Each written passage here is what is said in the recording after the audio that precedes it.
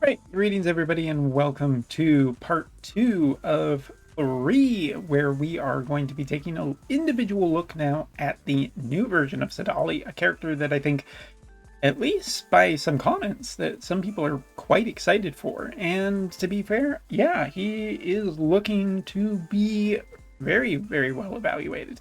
Now, we talked about the Flame Sorcerer previously. We're going to try and focus only on Sadali today, but initial reviews of Sadali are looking quite positive. As a matter of fact, I'd say that they are very, very positive in him being a very, very strong character. Potentially one of the strongest characters in the game. However, everything in today's video is going to come with a asterisk on it, essentially. And why do we have an asterisk on everything in this video? Well, because, as always, Trek. Trek is a major problem. He is just one of the strongest wind characters, and just bloody hell, one of the strongest characters in the game.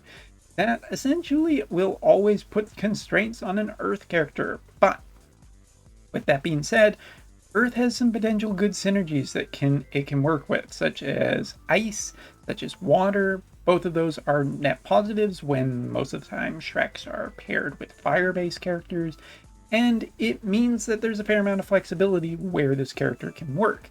Also, I do think that in general, this character looks a little bit better for working with multiple different character types than Flame Sorcerer, but again, put a pin in that. So let's take a look. Now, we're running the exact same setup as in the previous video, so this is what, we're calling this last gen.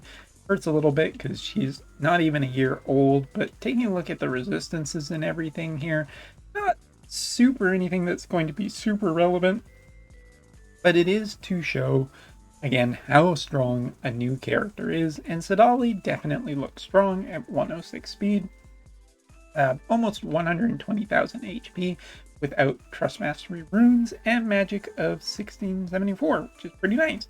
Also, his single and AoE resistance is kind of crazy for a character that is not running too terribly much for any bonuses of vision cards, and resistances are pretty net positive with only a gun potentially posing a bigger threat. But yeah, overall looks really, really positive. Let's get in. We also have the Wotv calc data today, which, starting with that, we've talked about his accessory before, but I'll say it one more time. Accessory here, selecting 2 targets, increasing single target resistance 20 for 4 turns, and to an ally, and also critical damage of 30 and critical rate up of 30. So it's a nice little package that essentially is doing everything that you would kind of want. So we're going to start doing the buff dance. As we all know, we love the buff dance because the buff dance, we're running around, we're buffing things. It couldn't be more fun if we tried. And once we get to Sadali, we will talk about it. But of course, we got to do all of the usual stuff that we normally do. Some buffs, not as important in this one, since we are dealing a magic damage instead of physical damage for any physical barriers, but still, we're just power through it, get all of this stuff in here.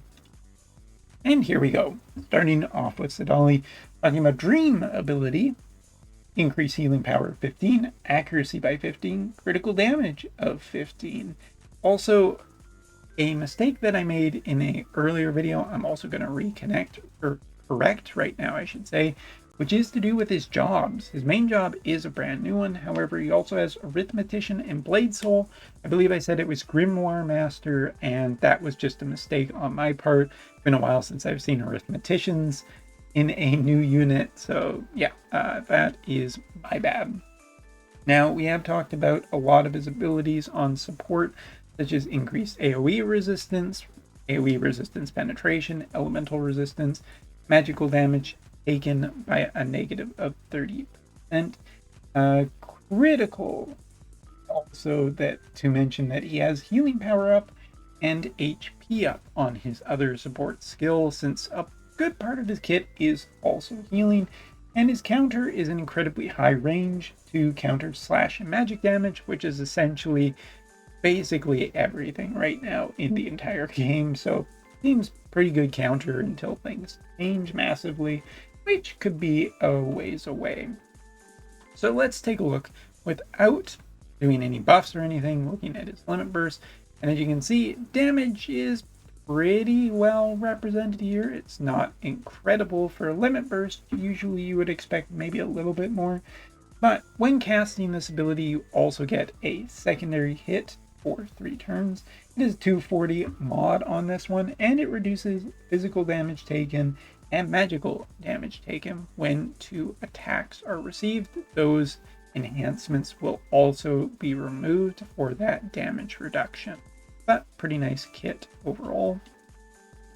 And just seeing some of the damage, as you can see, it's not as impressive, but once again, just like Flame Sorcerer, we do have another source of darkness on our hands, and it's pretty reliable for the most part.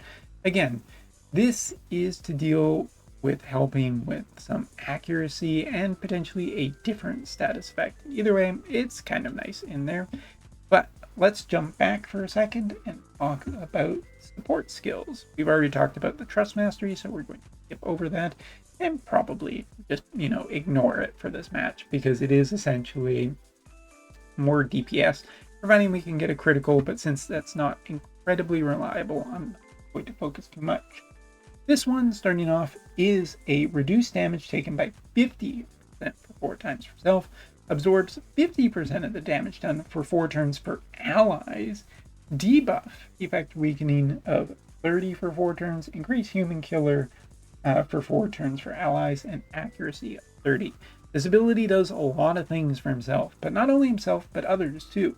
Reducing damage taken is just always going to be good because it's good against physical and magical. Absorbing 50% of the damage done, giving that as a general gift to allies. While Curse is very strong, I think that is incredibly powerful ability to up the performance of older units as well as himself. But you're just giving general condition human killer and accuracy. There doesn't seem to be any condition on that human killer being physical or magical, which is very powerful. So this does a good amount of stuff for, increasing survivability, but also offensive capability. All of that is pretty good. Taking a look at his 26 CP ability. This one is in the sub part of his kit. 200% chance of physical damage for 4 turns for ally, and 200% chance of magical damage. So basically a bit of a DPS booster. Don't know if you necessarily want to run this, but if you're feeling Sadali's damage or your character's damage isn't particularly that high, it's a pretty nice little support skill. I'm giving a 20% damage boost for either. And our last one that we need to talk about is this 22 TP Wall of Text. Increases elemental resistance by 20% for 4 turns. Itself grants the following effect of dispelling haste for 4 turns on an attack. When a friendly unit is on range, cast a special skill that I'll talk about in a second, and another one. So let's take a look at both of those. Basically, increases AoE resistance of allies in range by 20, and grants the following effect of increasing reaction block rate for 3 turns for allies. So this is an interesting aura skill that's getting rid of counters in a different way, and just making your team more survivable against AoEs, to which, yeah, some of the characters in the game right now are particularly just really strong at AoEs. So let's start casting some of these abilities. Let's cast the right ones. We're going to be focusing mainly on defense for the initial point. Also taking a look at magic damage on him. I do know that Shrek is quite threatening to this character. I've already seen it in action, but I do think that he is still fairly damage resilient against mages, even though I think that a lot of his kit is to physical, protecting a little bit more against physical. He still has a good amount of resistance against magical characters. So We will one more turn, just continue buffing.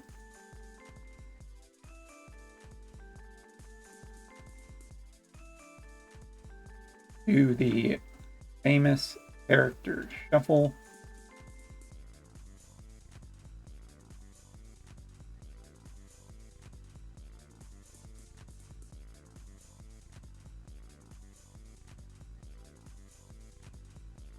Make sure we are casting basically everything. All right, and we will then cast our second survivability buff on this character.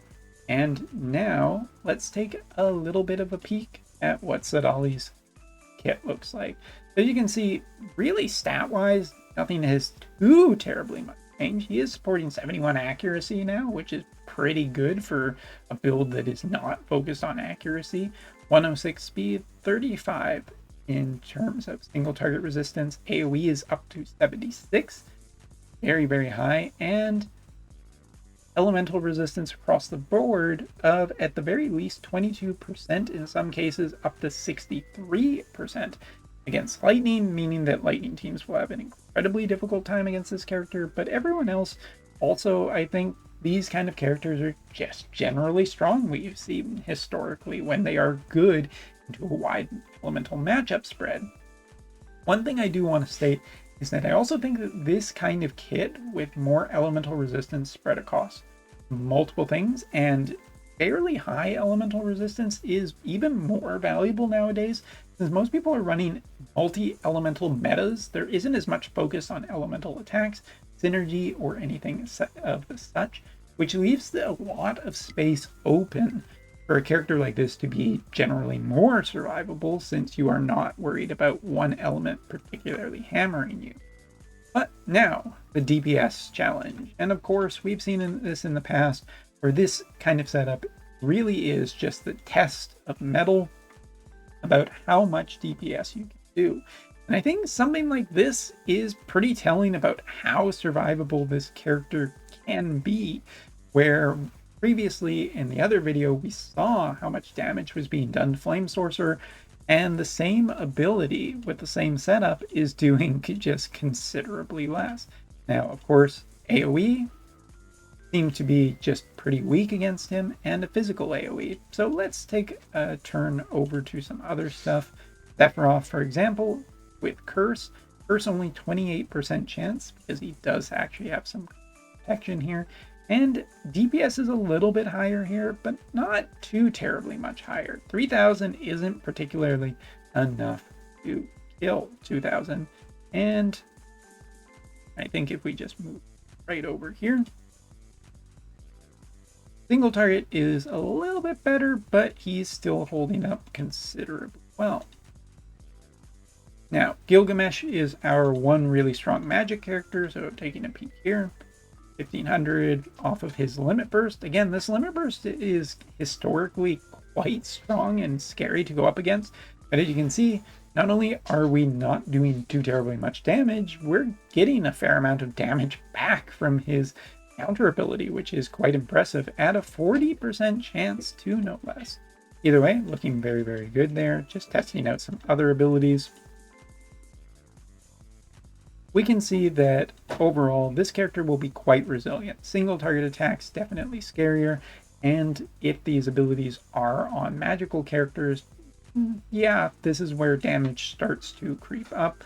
But we also have Ashen Mont here, single target attacker, and here we can see a little bit more of that DPS prowess coming in.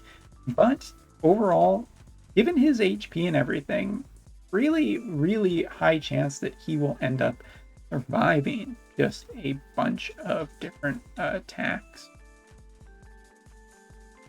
And now Sadali's turn. As we can see here, once we've applied buffs and everything, we can see that Gilgamesh not particularly lasting super well against this limit burst.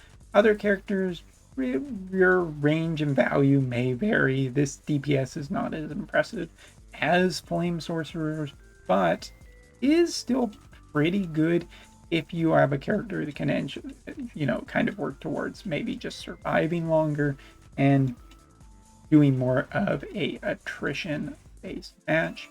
Again, darkness, we can see on some of his abilities, 66% chance against certain characters with resistance down to 22, but it's a trade-off that we do go with, excuse me. And yeah, honestly, I think that it's pretty good. Now, one other key ability I do want to focus on here. This is a large AoE. We do get a chance of blind off of this as well. This ability is also, if I roll up, dispelling shell for targets, getting rid of magical barriers. So this is one of the things that will enable his DPS better, and it's just doing a lot all at once.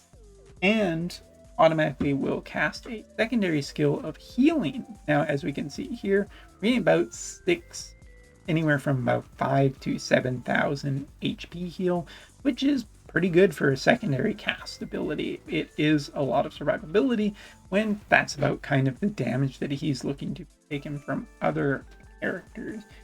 Also, his job level 25 ability, which we've kind of just glazed over, but we'll talk about, also dispels all buffs, all haste, physical damage increases, and magical damage increases, and decreases reflect rate by 50 for 3 turns, which is an interesting ability that we haven't really seen too terribly much, and I'm curious if this is going to be something that is on newer characters maybe in the future, maybe making Sadali just a good investment. Anyway, to close up, Arithmetician has basically a lot of the abilities that you would kind of expect from it with the autocasters and everything, but really everything in his kit has no casting time, so casting time isn't a consideration at all. And Blade Soul does give him a little bit of extra dispel and some increased hit chance, but I think his primary kit is generally good enough that you're just going to be running. Anyway, so yeah, Sadali does seem to be the full package for essentially everything, and it's not too much terribly a surprise that Wotv characters are quite just built to be so strong. I would say that I think that Sadali is a really, really good investment right now, even with Shreks out there. Because Shrek doesn't make 100% of the meta. There is a fair amount of space to still potentially around, and he has been shown, at least in some of the early examples I've seen, to potentially be resilient enough to go up against her and at least put up a good fight with potentially some combination of ice or water based characters to complement better. Either way, I'm quite happy with the way this character has turned out, and in the third part we will determine which of the two is better. See you later.